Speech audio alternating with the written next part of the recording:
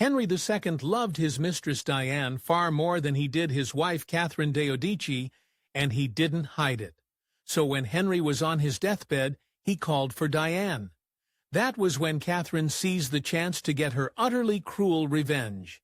From his years as a captive in Spain, to his unlikely rise to the throne, to his sudden and violent death, there was never a dull moment for this infamous ruler.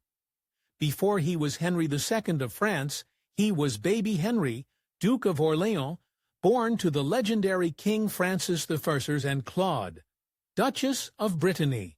Born in the ridiculously extravagant Château de Saint-Géran, on Le Young, Henry knew nothing but the lap of luxury from the moment he was born. However, his father had some extremely powerful enemies, and soon enough Henry would pay the price for his dad's ambition. His father, King Francis I, also known as King Francis the Big Nose for unknown reasons, spent years carrying on a very expensive and ultimately pointless conflict with Charles V, the Holy Roman Emperor. After the catastrophic Battle of Pavia, King Francis found himself a prisoner in Spain. Desperate to escape back to France, he made a heartless deal with Charles V.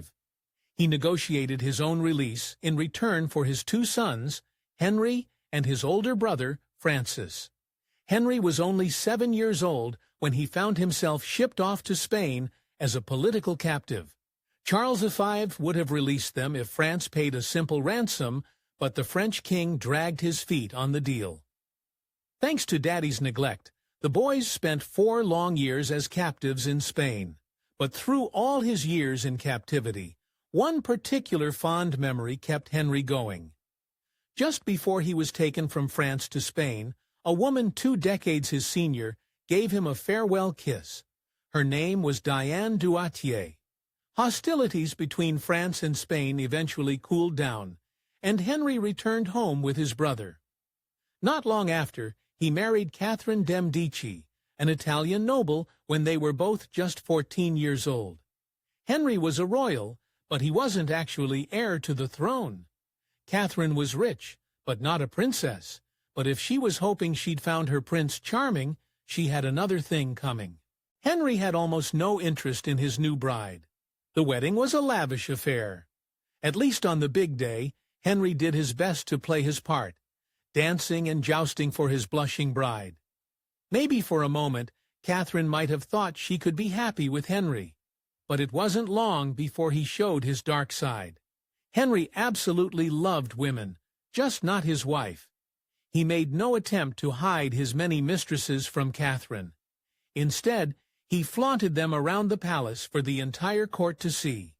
He spent all of his years in captivity, dreaming of the beautiful Diane Duatier, despite the fact that she was old enough to be his mother. Around a year after Henry's marriage, when he was 15 and Diane was 35, she became his chief mistress. Catherine was an awkward teenager who just arrived in a strange country. Diane was a strong, confident, beautiful woman in the prime of her life. Up to this point, Henry was second in line to the throne. But a sudden tragedy changed all that. Henry's older brother, Francis, suddenly fell violently ill. In a matter of days, this strapping young future king went from healthy to dead as a doornail. It seemed impossible for such a thing to happen naturally. So, of course, twisted rumors began to swirl. Many in France assumed someone must have poisoned Francis, and lots of fingers pointed directly at Henry's long-suffering wife, Catherine de' Medici. After all, the Medici were infamous poisoners, and with Francis gone, Catherine stood to become the Queen of France. In the end, it's unclear exactly what happened to Francis, but French authorities captured an Italian man who had arrived with Catherine and forced him to admit to poisoning the prince. Now that Henry was heir to the throne, having a son of his own became a priority. But the years continued to pass, and no child was in sight. Pretty soon, rumors started around Catherine that Henry was going to dump her and find a more fertile wife. But Catherine had the throne of France within her grasp, and she wasn't about to let it slip through her fingers. She tried every trick in the book to try and get pregnant. including covering her private parts with cow poo and ground-up stag antlers and drinking mule's urine. Some sources claimed that she also turned to the occult, but it seemed likely that the problem wasn't with Catherine at all. It was with Henry. 2 words: penile deformity. Henry II's manhood had certain peculiarities that made it extremely difficult for him to impregnate a woman. No one was going to tell him that. So, it was a lot easier to blame Catherine. In 1537, against all odds, Henry VI actually had a child. But his wife wasn't the mother. That was Philippa Ducci, one of Henry's countless mistresses. This confirmation of Henry's infidelity was bad enough, but even worse, it proved that Henry could have a child. The walls were starting to close in on Catherine. Eventually, the couple called in an expert, Dr. Jean Fernel. He examined them and claimed he knew exactly what the problem was. He gave them some tips and sent husband and wife off to do their duty. Incredibly, it worked. After 11 years of unhappy marriage, Henry and Catherine welcomed a child, a boy they named Francis after his grandfather. Armed with Fennell's tips, Henry and Catherine went on to have a whopping 9 kids. Just before the birth of their 3rd child, Henry's father, King Francis, died on Henry's 28th birthday. Prince Henry was now King Henry II of France, and Catherine his queen. Henry didn't allow Catherine a shred of influence at court, but that's not to say he didn't have any strong female influences. Diane d'Auteuil had been kicking around this whole time, and with Henry now king, she was about to become the most powerful woman in France. Henry asked Diane's advice on pretty much every topic, and even had her write all his letters. They were even signed, Henri Diane. Henry gave Diane a literal castle, the Château de Sonneau, near Paris, one of the most stunning in all of France. But Henry didn't just give Diane the chateau just to be nice. He did it because his wife specifically asked for it for herself. He gave it to Diane just to stick it to Catherine. 1556 saw the most harrowing moment of Catherine de' Medici's life. Serious complications arose while giving birth to twins, and she found herself barely clinging to life. Tragically, the doctors had to sacrifice one of the twins to save Catherine, and the other twin died just 7 weeks later. This terrifying close call would end up being the final nail in the coffin for her marriage to Henry. Doctors told Catherine that if she ever became pregnant again, she likely wouldn't survive. After that, Henry abandoned his wife completely. His marital duties were pretty much the only thing that tied him to her. Now that he didn't have to do that, he cast her aside and spent all of his time with Diane. But Catherine de' Medici would get the last laugh. While the vast majority of Henry II's time was spent courting with Diane, he did at least take some time to actually be king. One of his greatest political schemes involved a young Mary, Queen of Scots, who grew up at his court. Henry saw an opportunity in the fiery young queen and hatched a plot to do what no French king had done for centuries. Step 1. Marry his son Francis to young Mary. This would fortify an alliance between Scotland and France. But Henry had much more sinister motives than that. With Francis and Mary as husband and wife, their child would be the King of France and the King of Scotland. They'd even have a claim to the throne of England. Uniting all 3 kingdoms would be quite the feat, and it's something Henry wanted desperately. So much so that he resorted to some despicable tactics. He forced Mary to secretly sign documents that ensured Scotland would come under French rule, even if she didn't have a child with Francis. These papers were completely against Scottish law, and undoubtedly would have led to open warfare. But before Henry's grand schemes could come to fruition, he met a grisly end.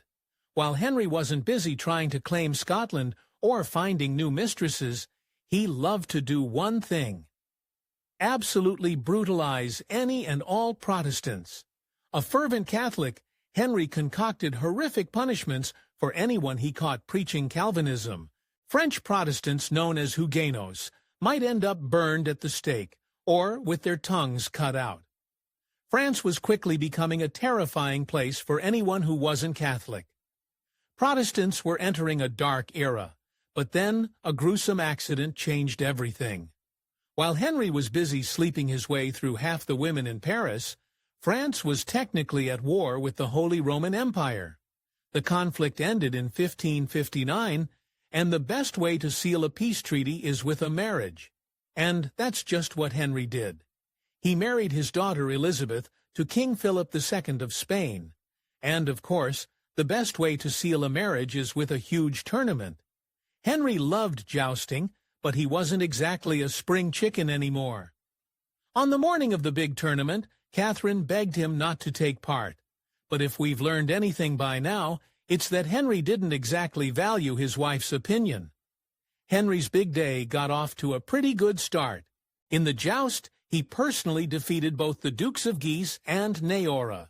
Perhaps they were taking it easy on him because he was the king. But his next opponent, Gabriel de Montgomery, didn't hold back. He managed to knock the king out of his saddle. Most 40-year-old men would call it a day after taking a lance to the chest and landing on their backs. Not Henry. He had to get up for one last chance at Montgomery.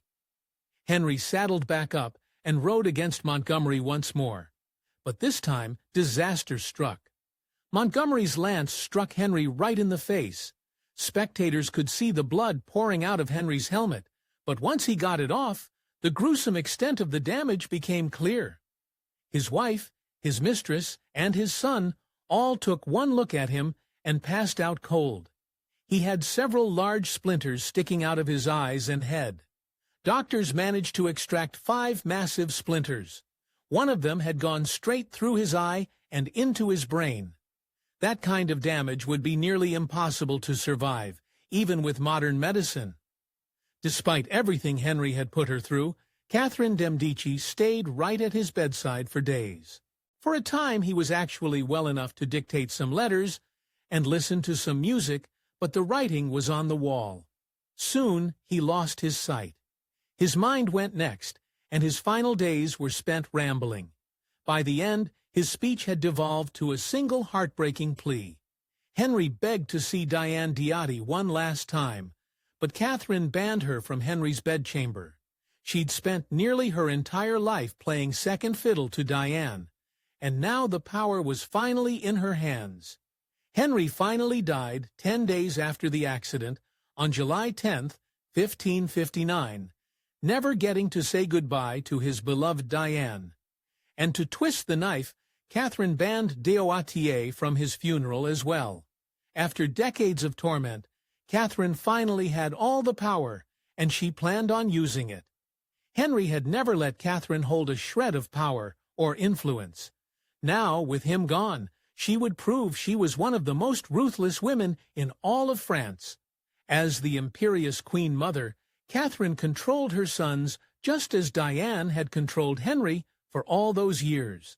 It only took decades of humiliation, but Catherine finally got the power she so craved. Meanwhile, she banished Diane d'Atti from Paris. You would think that accident or not, Gabriel de Montgomery would face serious consequences for striking the blow that killed the King of France. But Henry absolved him of all blame before his heart gave out. That would prove to be a terrible mistake. In a twist of irony, Montgomery would later go on to convert to Henry's hated Protestantism and would even lead armies against Henry's son in battle. Thanks for watching History Expose. If you love uncovering the best stories in history, hit like and subscribe to Keep Exploring with us. Don't forget to visit our main page, Factate, for more incredible facts about everything.